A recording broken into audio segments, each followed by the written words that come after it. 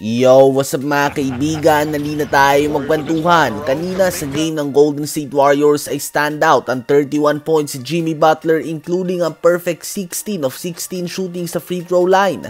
Trending din ang panapos na malayong 3 points si Steph Curry na nagbabaliwala ng 43 points, 12 rebounds and 8 assists performance si Luka Doncic. Nang tapos nga si Curry na may 23 points. Solid 17 points din kay Buddy Hield off the bench at 8.7 rebounds and 9 assists all-around performance din kay Draymond Green.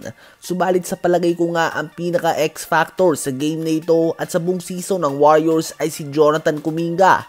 Kung magagawa niya nga na maging consistent na ganito na gumagawa ng impact hindi lamang sa scoring bagkus pati na din sa rebounding, defending and playmaking, at nagtala nga siya ng 17 points, 9 rebounds and 6 assists on 4 of 6 shooting sa 3-point line. Kung magagawa nga ni Kuminga ang ganitong impact ng consistently, walang duda na mabibigyan ng malakas sa tsansa si Curry at Draymond Green na makuha ang kanilang ikalimang singsing.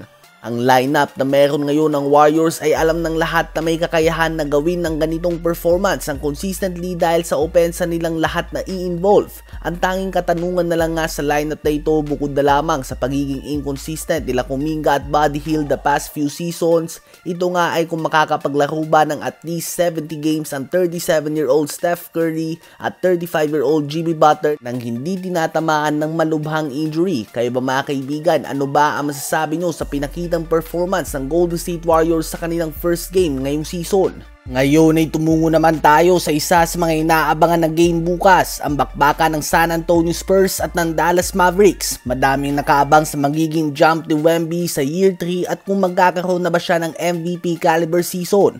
Well, agad nga itong masusubukan sa Mavs na may Anthony Davis at Derek Lively II. Hindi magiging madali ang kanyang unang matchup para sa season na ito at haharapin na din nga ito nang wala si De'Aaron Fox at Jeremy Sohan, so heads up lang nga sa may mga planong tumalpak.